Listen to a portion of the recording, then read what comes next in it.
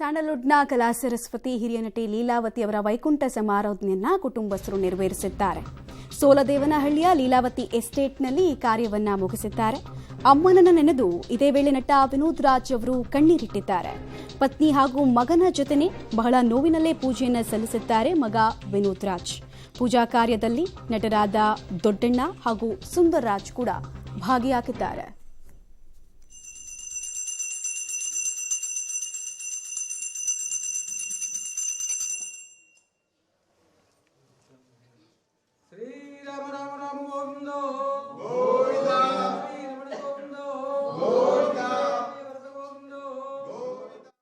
ವಿನೋದ್ ರಾಜ್ ಅವರು ಅಮ್ಮನ ಕಾರ್ಯವನ್ನು ಮಾಡಿರುವಂಥದ್ದು ಈಗ ನನ್ನ ಜೊತೆ ಇದ್ದಾರೆ, ಮಾತಾಡ್ಸೋಣ.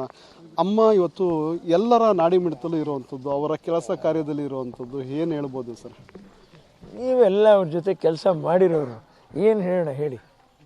ಹಿಂದೆ ಇಲ್ಲ ಮುಂದೆ ಇಲ್ಲ, ಯಾವುದು ಮುಚ್ಚು ಮರಿ ಏನೂ ಇಲ್ಲ, ಎಲ್ಲನೂ ಕಷ್ಟಪಡೋದೇನೆ, ಒದ್ದಾಡೋದೇನೆ. ಸಿನಿಮಾ ಕೆಲಸ ಇದ್ದಾಗ ಸಿನಿಮಾ ಮಾಡಿದ್ದಾರೆ ಶ್ರದ್ಧೆಯಿಂದ, ಪಾತ್ರ ಮಾಡಿದ್ದಾರೆ ಶ್ರದ್ಧೆಯಿಂದ. ಜನಗಳ ಸೇವೆ ಮಾಡುವಾಗಲೂ ಊಟ ತಿಂಡಿ ಎಲ್ಲವನ್ನೂ ಬಿಟ್ಟು, ನಿದ್ದೆನೂ ಬಿಟ್ಟು ಜನಗಳ ಸೇವೆ ಮಾಡೋಕ್ಕೆ ಇಷ್ಟಪಟ್ಟಿದ್ದಾರೆ.